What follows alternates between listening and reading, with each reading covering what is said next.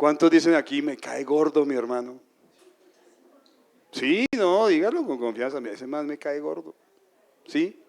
¿Cuántos sufren con eso? Porque dicen, bueno, soy un hijo de Dios, ¿por qué actúo así? ¿Qué me pasa? Bueno, esta predicación es para ustedes y para mí principalmente. Y dice allí en la primera diapositiva, la fe que vence al mundo, primera de Juan, versículos 1 al 5, vamos a leerlo. Bien, vamos a leerlo. Si quieren busquen ahí, no lo tengo ahí completo, búsquenlo ahí en sus Biblias.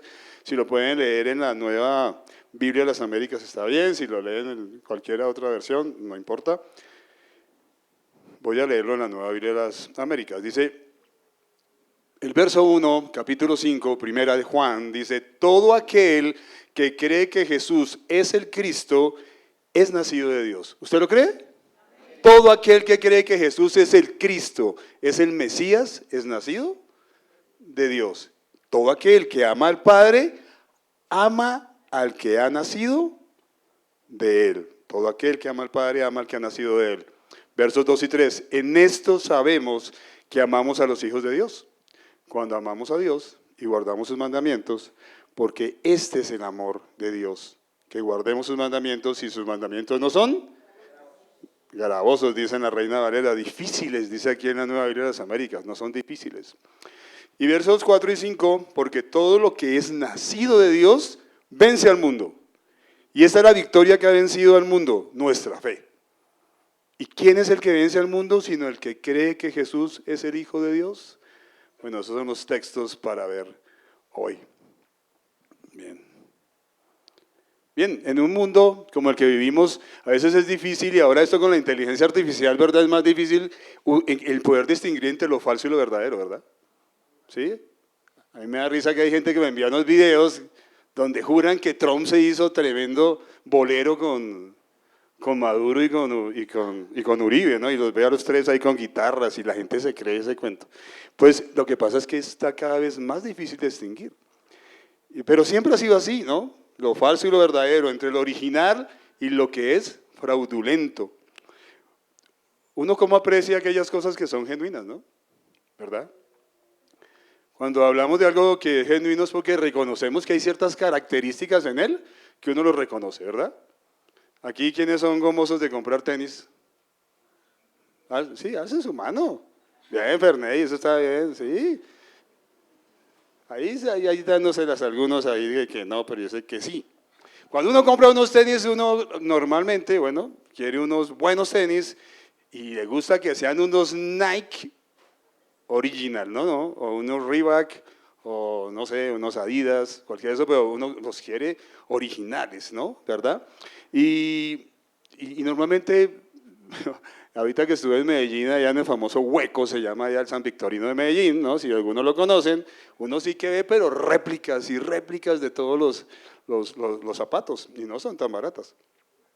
Entonces uno mira eso, uno quiere que el origen sea el auténtico. Uno, segundo, mira que la calidad de esos materiales tengan excelencia, ¿no? Uno mira unos zapatos y dice que no sea que en las dos primeras puestas se acabaron, ¿no? Tercero, uno mira la marca, uno mira los sellos, uno mira la procedencia, el empaque, y uno se fija que realmente sea original, que sea genuino. Ahora, en una persona, ¿cómo usted determina su genuinidad? ¿Usted qué dice? ¿Puede hablar? ¿Cómo usted dice esta persona es genuina? Por sus acciones, por el testimonio, por el fruto. Muy bien. Uno dice, esta persona es sincera, ¿no?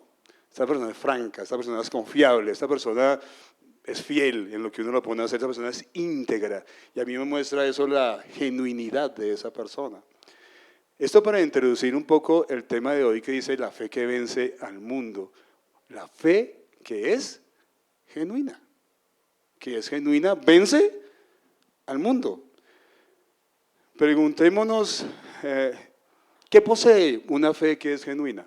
A ver, pues una fe que es genuina, primero, conoce las verdades fundamentales con respecto a Cristo y con respecto a su obra de salvación, ¿cierto? Primero, conoce todas esas verdades con respecto a quién es Cristo y su obra en la cruz. Segundo, entiende de alguna forma, digámoslo aquí, intelectual y acepta estas verdades. Pero lo más importante, lo tercero, confía, cree que estas verdades son verdad. Eso tiene una fe genuina, ¿verdad? Cree que es verdad, confía en ellas. Mantiene, por tanto, una comunión constante con Cristo. Quinto, una fe genuina se evidencia, como lo decían ustedes, por frutos, tales como que su carácter ha sido transformado. Ya no es el mismo de siempre. Una obediencia que es activa hacia los mandamientos de Dios. Un servicio que es amoroso hacia los demás, no solamente hacia sus hermanos, sino también hacia su prójimo. Existe un continuo reconocimiento de que realmente somos salvos por gracia, que somos pecadores, reconocemos pecado continuamente. Pero séptimo, una fe genuina persevera en el tiempo. Persevera en el tiempo. Ese cuento de algunos que yo fui cristiano, ¿se han oído? No, él era cristiano. Él no era nada. Porque una fe genuina persevera en el tiempo. Amén. Entonces hoy vamos a aprender, además de todas estas características, una fe en Cristo vence al mundo. Cuando empecé diciendo, alguno lucha aquí con el pecado, alguno aquí tiene un pecado que es repetitivo, alguno tiene problemas con el hermano, alguno tiene algo que dice, pero ¿por qué actúo así si soy de Cristo? Aquí hay algo bien importante para usted. La fe genuina vence al mundo, ¿lo cree? Pues vamos a desarrollarlo un poquito más. Primer punto, vamos a ver un primer punto. Una fe que vence al mundo ama a Dios y ama a sus hermanos. Entonces sigo al siguiente punto porque ya Gio lo predicó aquí, ¿no? Ya hizo la predicación aquí, ya adelantó ese punto. Mentira. Dice el verso 1, todo aquel que cree en Jesús, que Jesús es el Cristo, ¿ok? Es nacido de Dios. Todo aquel que ama al Padre, ama al que ha nacido de Él. Bien. Desde que la humanidad cayó en pecado, Dios se preocupó de verdad. Y allí en Génesis 3:15 le dijo y prometió que de la mujer nacería un Mesías, un Cristo que ¿qué haría? Que aplastaría el poder de Satanás, que salvaría al mundo que ya había quedado aferrado por el poder del pecado y por el poder de Satanás. ¿Sí? Esta palabra Mesías en el hebreo o Cristo en el griego, ¿qué significa? ¿Cuál? El ungido, ¿sí? El ungido. Cuando una persona era ungida en el Antiguo Testamento, era ungida para una misión especial. ¿A quiénes se ungían? A los reyes, a los sacerdotes y a los profetas. Ellos eran ungidos porque tenían que desarrollar una misión especial en este mundo, ¿verdad? Entonces se derramaba aceite en su cabeza. Por eso el nombre de Jesucristo habla de dos cosas importantes. Jesús, Salvador, y Cristo, el ungido. Él es el que tiene o que tuvo la misión especial ¿de qué? De salvar al mundo. Entonces, qué importante es lo que está diciendo acá. Está diciendo al principio, todo aquel que cree que Jesús es el Mesías, el ungido, el Cristo. Esto es importante. ¿Realmente tú has creído en eso? ¿Entiendes qué es esto? Él fue ungido, él fue elegido por Dios para una misión especial, salvarte a ti de una eternidad en el infierno. Para eso fue elegido. ¿Ok? Ahora, todo aquel, dice allí, que cree en él, que coloca su fe en él como el Mesías, dice claramente que ha vencido ¿a quién?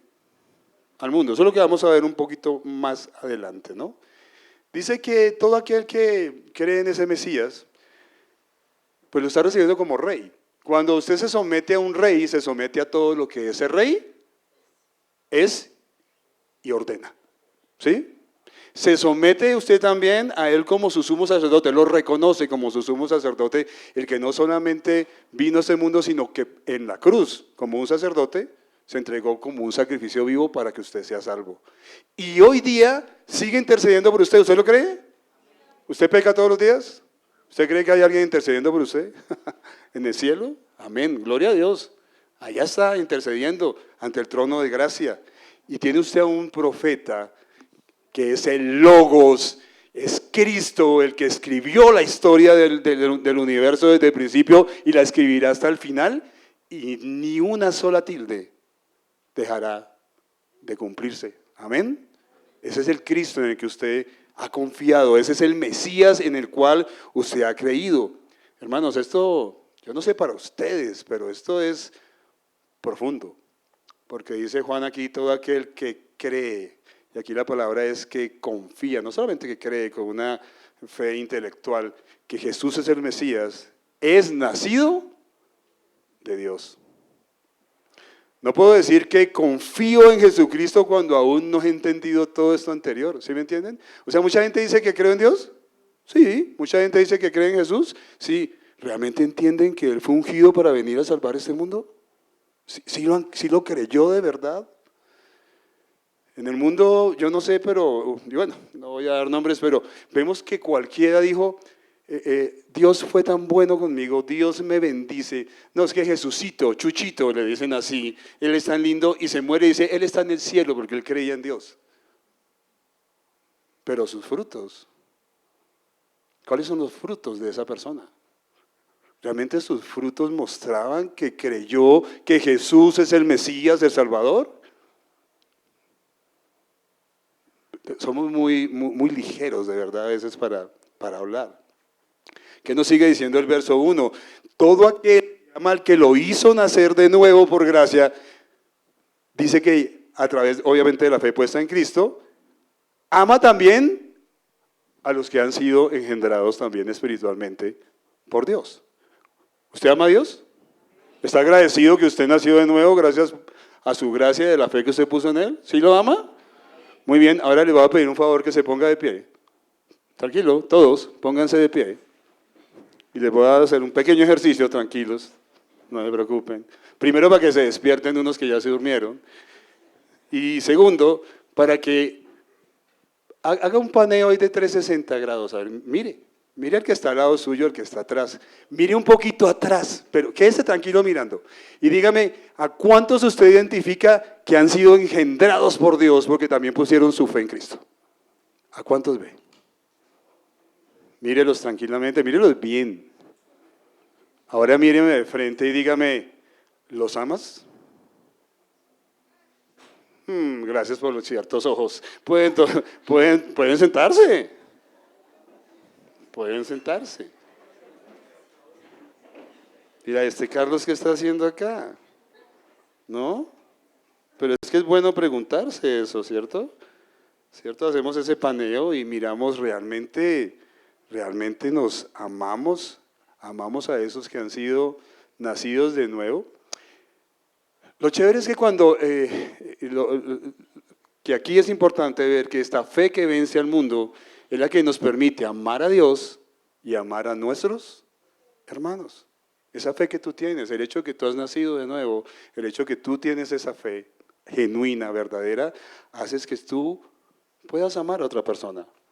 Porque es que solo 2 versos atrás, el capítulo 4, versos 20 al 21, si quieren pueden buscarlos, pero son 2 versos bien conocidos, dice, si alguno dice, yo amo a Dios pero aborrezco a mi hermano, el tal es un mentiroso. Porque si no ama al que ve, mucho menos a Dios que no lo ve. ¿Sí? Y entonces aquí nos recuerda un mandato que el Señor Jesucristo nos dio desde siempre. Y dice, nosotros tenemos este mandamiento de Cristo, el que ama a Dios, ame también a su hermano. Esto no es una opción, esto es un mandato del Señor. Pero entonces algunos me van a preguntar, o sea que todos mis hermanos en Cristo tienen que ser mis amigos. No, porque no está hablando de un amor pues romántico, filial, no. Está hablando de un amor ágape. Es ese amor que se sacrifica por hacer el bien a los demás. Así no sea mi mejor amigo, ¿verdad? Y yo también sé que me están preguntando, Carlitos, pues ame a tal, quiero verlo. ¿Hay gente difícil de amar? ¿Hay gente que parece comiéndose un pan de esos duros de 15 días? De pronto yo soy uno de esos. Porque es que nosotros no somos pues la última Coca-Cola, ¿no? Ninguno. Seguramente que habrá gente que dice, ese Carlitos es difícil de amar, ¿sí? Es difícil pasárselo.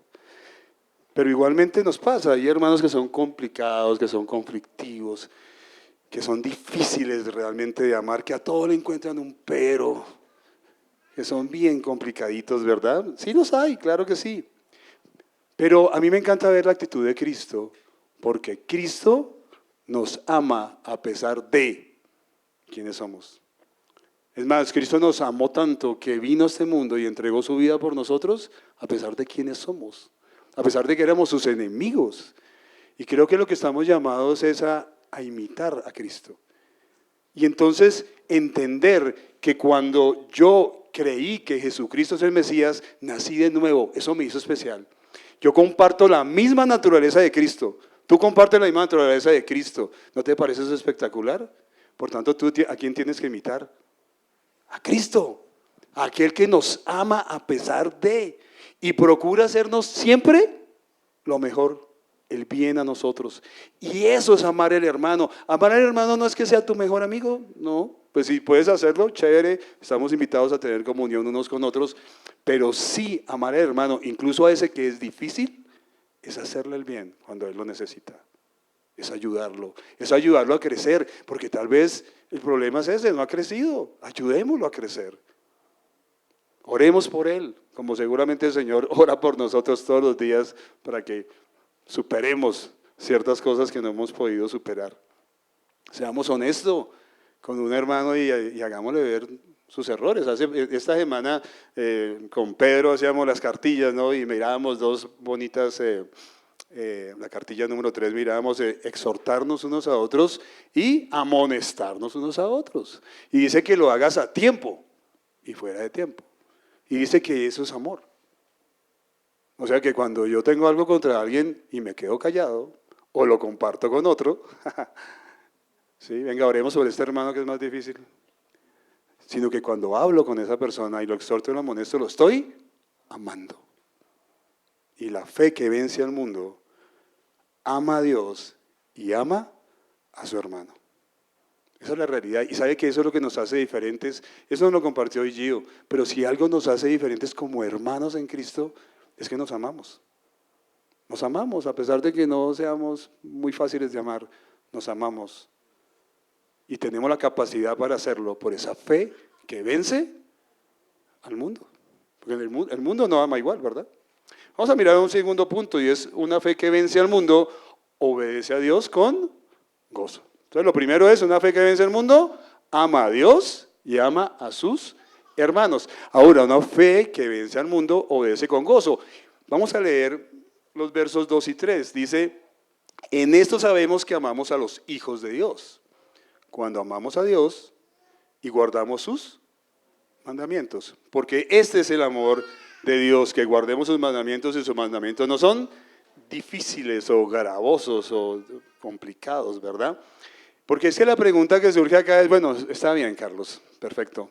Tú me estás diciendo, si yo he nacido de nuevo, si yo tengo una fe puesta en el Mesías, en aquel que fue ungido para salvar mi vida y estoy agradecido con él, entiendo que yo debo amar a Dios y entiendo que debo amar a mis hermanos, pero ¿cómo le hago? ¿Cómo le hago sobre todo con algunos que no son tan fáciles? ¿Cómo le hago? ¿Verdad? Y este versículo nos responde, en esto sabemos que amamos a los hijos de Dios cuando amamos a Dios y guardamos sus mandamientos. Entonces, una fe que vence al mundo nos capacita para obedecer al Rey, al que decimos que es nuestro Rey, para obedecer sus mandamientos. El versículo 2 nos responde esa pregunta. Existe una manera en que yo sí puedo amar a mi hermano. ¿Y cómo es? Amando a Dios. ¿Y cómo amo yo a Dios? Guardando sus mandamientos. La obediencia a los mandamientos de Dios, que les quede otra vez claro, no te hace salvo, ¿verdad? A ti te hizo salvo la gracia de Dios, por medio de la fe en Jesucristo. Pero esa misma gracia te capacita para obedecer, ¿sí? Y tal vez tú me estés diciendo, ese Carlos tan aburrida esa predica, yo ya sabía eso, ¿cierto? Pero yo lo que quiero preguntarte es, ¿lo estás viviendo? Es más, me estoy preguntando yo mientras hacía esta prédica, ¿yo estoy viviendo esto? Porque es que yo me lo sé acá. ¿Lo vivo? ¿Yo amo a mi hermano? ¿Yo realmente venzo al mundo, venzo el pecado a través de la fe que tengo? Porque obedezco lo que mi rey me ordena que haga. Ahí está el meollo del asunto. Y antes de entrar a aplicar un poco más, el verso 3 nos dice, como reiterando lo anterior, obedecer los mandamientos de Dios es la evidencia de que yo amo a Dios. Es la muestra de que yo amo a Dios. Por eso fue que Jesús, ¿qué fue lo que dijo Jesús en Mateo 7, verso 21? No todo el que me dice, Señor, Señor, entrará al reino de los cielos, sino el que hace la voluntad de mi Padre que está en los cielos. Ahora, ¿cómo sé yo que estoy haciendo la voluntad del Padre que está en los cielos? Por su palabra, donde están allí esos mandatos, que no son gravosos. ¿No son gravosos para quién? Para el que ama. ¿No son difíciles? Para el que ama a Dios. Si tu niño te dice que te ama pero no te obedece, ¿tú le crees? Yo creo que los que están aquí, papás, ay, yo te amo, papito, pero no le hace caso. Me dicen, no me amas porque no me quieres. Y uno hasta le dice, no, tú no me digas que me amas porque no me quieres hacer caso. ¿Bien? Efesios 2, 8 al 10 nos repite algo importante. Dice que somos salvos por gracia, por medio de la fe. No por obras para que nadie se gloríe, porque es un regalo de Dios. Pero ¿qué dice en el verso que sigue? Porque ustedes fueron creados de nuevo en Cristo Jesús para, sí, no te salvas por obras, pero sí para buenas obras que Él ya colocó de antemano. ¿Dónde están esas buenas obras que tú debes hacer? ¿Dónde están escritas? En su palabra, ¿verdad? ¿Y qué nos dice primera de Pedro 1, 2 al 3? Ustedes fueron elegidos, mire qué privilegio, según el previo conocimiento de Dios Padre por la obra santificadora de Dios. O sea, ustedes fueron hechos nuevas criaturas, fueron elegidos para ser nueva criatura. Pero después dice, para obedecer a Jesucristo y ser rociados con su sangre. Esto es profundo, esto es grande, esto es chévere. El Señor nos ha capacitado para obedecerlo, ¿sí? Esto no es antinomianismo, no estamos diciendo, no, como dicen algunos, no, ya somos salvos por gracia, ahora hagamos lo que sea. Ya somos salvos, no, al contrario, porque somos salvos, nuestra vida cambia y entonces podemos ver los mandamientos de Dios no como algo difícil de hacer, sino como un gozo hacerlos, porque saben, ustedes creo que saben muy bien, los que han sufrido por causa del pecado, que cuando uno cumple sus mandamientos, tiene una vida plena. Eso es vida eterna. Eso es vida eterna, tener una vida plena en Cristo. ¿Han sufrido aquí alguno un adulterio? ¿Eso ha satisfecho tu vida? ¿Cierto que no?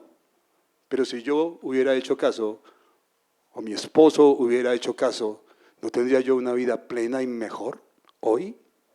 Si me amara como prometió hacerlo allá en los votos. Pensemos solamente en un pecado, pero hay muchos más.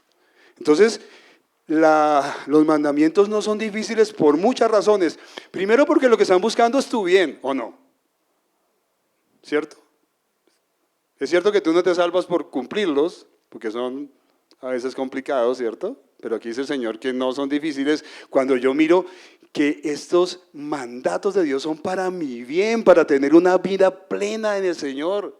No son una carga de más, porque esas leyes, dice Jeremías en el capítulo 31, verso 33, y también en Hebreos 8:10, que el Señor, y era una promesa y se cumplió, puso sus ordenanzas o sus mandamientos o sus leyes en nuestro, o sea, usted ya los tiene ahí, hermano, desde el día que nació de nuevo. O sea, usted los tiene, ahí están en su corazón, ya no están acá, están acá. Por eso es que no son difíciles de cumplir. Pero lo más importante es que tú los cumples con gozo porque tú amas a Dios. ¿Cuántos aman aquí a Dios? Al que los salvó, al que los rescató, al que envió a ese Mesías para salvar. Trayendo de pronto una ilustración que ustedes conocen en la Biblia, ¿cuántos años Jacob trabajó para poder obtener a Raquel? Gracias. Algunos dijeron 7, pero le tocó 14. Obvio, a los 7 se los dieron. Le dieron a 2, ¿no? Salió con promoción, ¿no? Ya, los que no se saben el chisme, se los voy a contar, porque de pronto aquí hay personas nuevas. Jacob llega a una familia de su tío Labán, se enamora de Raquel, y en la primera noche, después de que él le dijo, vas a trabajar 7 años, y a los 7 años te entrego a Raquel, a los 7 años dice, y es lo que quiero que principalmente miremos acá, es que él trabajó 7 años y dice que le parecieron pocos porque amaba a Raquel.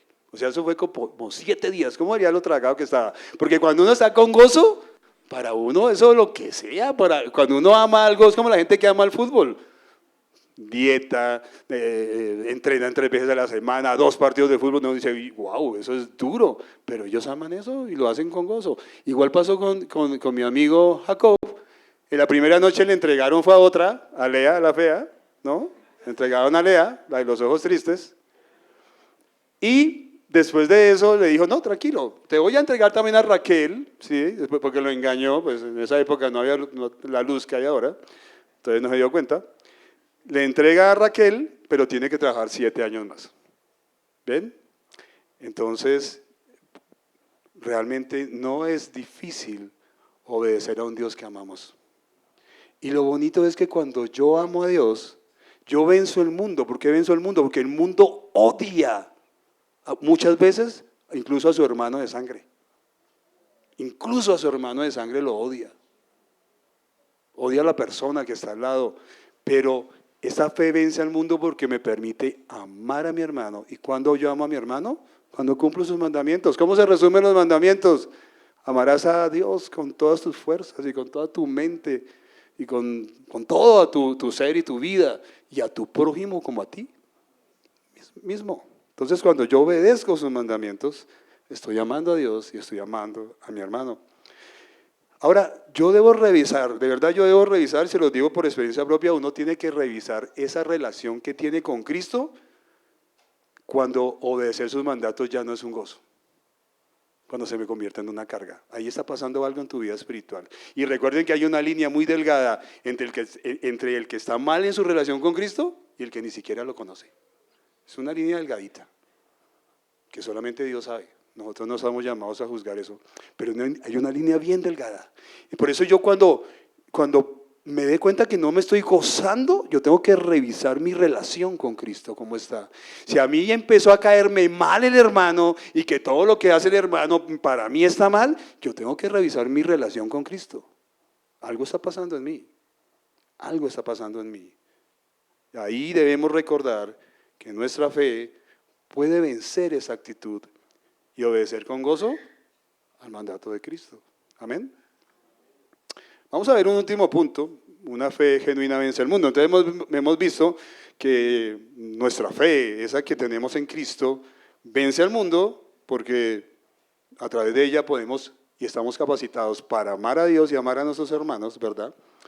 Pero también esta fe que vence al mundo puede obedecer los mandatos de Dios con gozo. Ahora, una fe genuina, verdadera, vence al mundo. Vamos a terminar leyendo 1 Juan 5, 4 al 5. Porque todo aquel que es nacido de Dios vence al mundo. Y esta es la victoria que ha vencido al mundo. ¿Cuál es? Dígalo fuerte. Nuestra fe venció al mundo. ¿Usted lo cree? Sí, hay 2 cosas allí, ¿no? Si usted ha nacido de nuevo, usted ya venció al mundo. Qué chévere, ¿no? Pero tras el hecho, su fe vence al mundo. ¿Y quién es el que vence al mundo sino el que cree que Jesús es el Hijo de Dios? Aquí es interesante ver que la palabra mundo se refiere a un sistema caído por causa del pecado desde siempre, ¿verdad?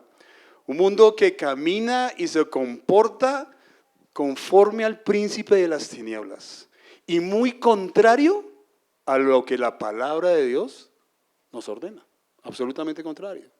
El mundo anda en tinieblas, los hijos de Dios andan en luz. Y cuando tú lees todo 1 Juan, esa es su parte más grande y más importante en el contexto. Él está diciendo, Dios es luz y no hay tinieblas en él. Y el que dice que anda en luz, debe andar como él anduvo. ¿Sí? No puedes decir que tú tienes una fe genuina en Cristo si andas en oscuridad. Ahí está el tema. Entonces, el mundo camina en oscuridad. Y tan solo es mirar las noticias. ¿Qué ves tú en las noticias cada día? ¿Muerte? ¿Robo? ¿Mm? ¿Qué más ves en las noticias? Degradación sexual, ¿verdad? Mentira, violencia, calumnias. Porque es que el mundo, ¿por quién está impulsado? Porque el mundo se deleita en matar, en robar, en calumniar, en hacer el mal, en la degradación sexual, porque el mundo está movido por la codicia, por los deseos mundanos. El mundo está movido por el odio, por el rencor. Por eso está movido el mundo. Por eso es que está espiritualmente muerto, como estábamos nosotros antes de conocer a Cristo. Totalmente muerto, porque no conocen a Dios ni confían en Él. Recuerden que no solamente es conocer aquí intelectualmente, es que confían en que Jesucristo es el Mesías, que es una realidad, que es verdad que Él vino a este mundo a salvarme de un infierno eterno.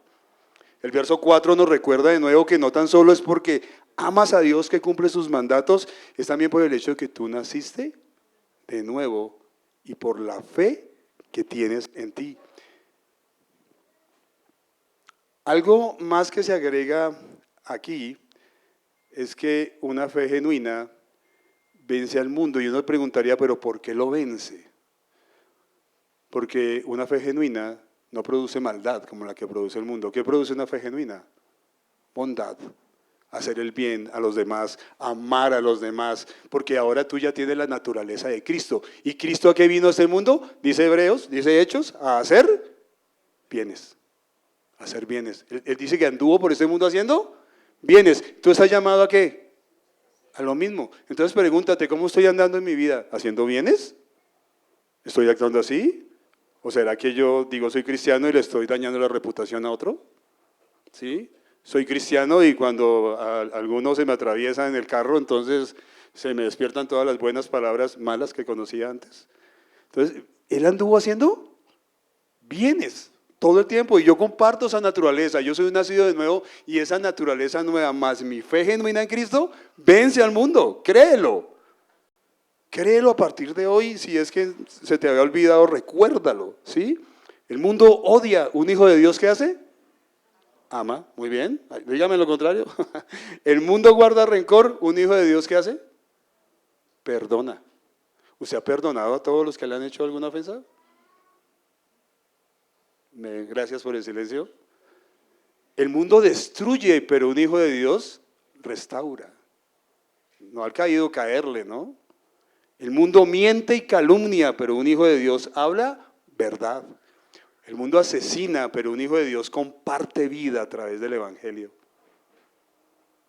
El mundo es oscuridad y maldad, pero un hijo de Dios es luz y bondad. ¿Por qué? ¿Porque es muy bueno? No, porque nació de nuevo y porque Cristo mora en él, porque el Espíritu Santo mora en él y lo capacita para hacer lo contrario a lo que el mundo hace. O sea, que por esa razón, por ese Espíritu Santo que está en usted, por esa naturaleza, es que usted puede hacer lo contrario al mundo y vencer al mundo. ¿Lo entiende? Yo lo entiendo. Y es algo que de verdad es profundo. Lo que uno a veces dice es, ¿qué pasa? Que a veces eso no sucede en mi vida. ¿Significa todo esto que dije que un hijo de Dios nunca actúa como el mundo? ¿Usted qué cree? ¿Alguna vez usted actúa como el mundo? Yo sí.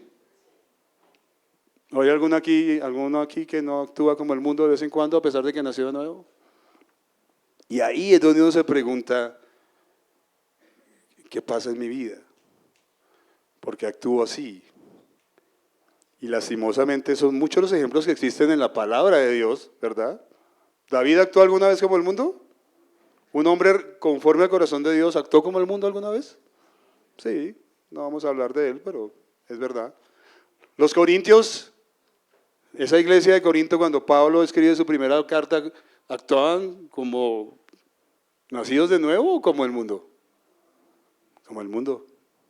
Como el mundo, así estaban actuando. Entonces, aquí es importante pensar en eso, pero aquí también es importante entender que aunque somos hijos de Dios, todavía somos pecadores. Aún estamos en crecimiento. El tema es que unos están aquí en este crecimiento, otros acá, con respecto a madurar y a crecer a la estatura del carácter de Cristo. Y entonces, ¿qué debemos hacer aquellos que estamos un poquito más adelante? ¿Criticar a estos? ¿Esto sería amor? No, es ayudarle a crecer. Es ayudarle a que esta persona cada día crezca al carácter de Cristo de manera diligente. Y debo darle gracias a Dios por todos ustedes que han trabajado en mi vida, porque eso ha hecho que yo también crezca, porque yo también fallo y a veces actúo como el mundo. Gracias por las veces que muchos hermanos se han acercado a mí y me han dicho: Carlos, creo que eso que hiciste no estuvo bien. Así lo haría Jesús. Jesús lo haría así, amando y obedeciendo a Cristo. Y encontré hace poco a alguien que me compartía algo y me pareció súper chévere, y es una advertencia con respecto a esto que estamos hablando. Cuando yo no pongo la fe que vence al mundo, cuando yo como que se me olvida que he nacido de nuevo, que debo amar a Dios, que por lógica que amo a Dios debo cumplir sus mandatos y de esa manera amar a mis hermanos. Entonces el mismo Juan, años más adelante, le escribía a la iglesia de Éfeso. ¿Recuerdan? Y es Jesucristo el que está escribiendo a través de Juan y está diciendo: hermanos, o mis hijos, porque eso es lo que eran, y Jesús los empieza exaltando y diciendo: yo veo, porque Jesucristo ve a la iglesia y dice: yo veo tu arduo trabajo, lo estoy mirando, y que no soportas a los que se llaman apóstoles y son unos falsos. Yo veo el celo y el trabajo fuerte que tienes en contra de los nicolaitas, de la falsa doctrina. Yo lo estoy mirando. Y qué bien. Yo veo la paciencia que han tenido en medio de la persecución que han sufrido. Yo lo veo. Pero ¿saben también qué veo? Que ustedes han perdido su primer amor. Y ahora que yo leo esto y medito en Juan 5, del 1 al 5, Primera de Juan 5, 1 al 5, medito y digo: ¿cómo Jesús se dio cuenta de que ese primer amor se había acabado? ¿Porque ya no cantaban con la misma pasión? ¿Porque ya no eran tan apasionados con el Señor?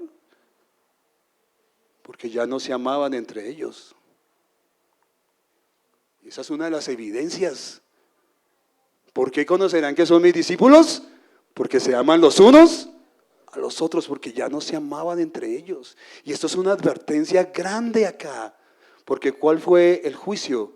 Él dijo: si ustedes no se arrepienten, si no vuelven a ese primer amor, entonces yo les voy a quitar el candelabro, les voy a quitar la luz. Y muchos piensan e interpretan que cuando alguien quita el candelabro, si Jesús quita el candelabro de una iglesia, es que esa iglesia se acaba. No, esa iglesia sigue. ¿Sabe cuál es el problema? Que ya no alumbra, que ya no tiene luz, que ya no impacta al mundo. ¿Y el problema dónde está? Adentro. Han dejado su primer amor. Así que arrepiéntanse y vuelvan a sus primeras obras. Y ahí es cuando yo en esta prédica me siento tocado y digo: ¿por qué estoy actuando como el mundo a veces? Porque no he entendido que esta fe vence al mundo y que puedo lidiar con ese pecado, con esa tentación que todos los días tal vez me está allí taladrando, que está allí disparándome siempre, y caigo, y caigo, y caigo. Yo puedo vencer al mundo porque yo soy un hijo de Dios, yo soy un nacido de nuevo, yo tengo una fe que vence al mundo. Iglesia, ¿lo creen? Podemos vencer ese pecado, podemos vencer esa tentación, podemos amar a nuestros hermanos como Dios los ama. Amén. Hermanos, ¿en quién tenemos el mejor de los ejemplos? En Cristo. Es Cristo el que tiene que salir exaltado. Es Cristo el que tiene que ser aquí glorificado, porque Él es mi ejemplo. Jesucristo, siendo Dios, obedeció al Padre y vino a este mundo. Y nos mostró su amor y le hizo el bien a todos, a los malos, a los buenos, a los regulares, a todos. Los amó por igual, de tal manera que murió de una cruz por ellos. Así los amó, entregó su vida por ellos. Y nosotros hoy compartimos la naturaleza de Cristo, ¿amén o no? ¿Podemos hacerlo? Y amar como Cristo amó, y obedecer como Cristo obedeció. Amén. Hermanos, estas prédicas que se hacen al principio de año, gracias Yuri, son prédicas como hemos estado hablando de una ¿qué? En tu agenda un tiempo para Dios este año. ¿Alguien recuerda que predicó Juan hace 8 días? Salmo 139, ¿verdad? Admirar la omnisciencia de Dios, pero hacer la práctica a mi vida, de que Dios está en todas partes, eso de llevarme a vivir vidas santas.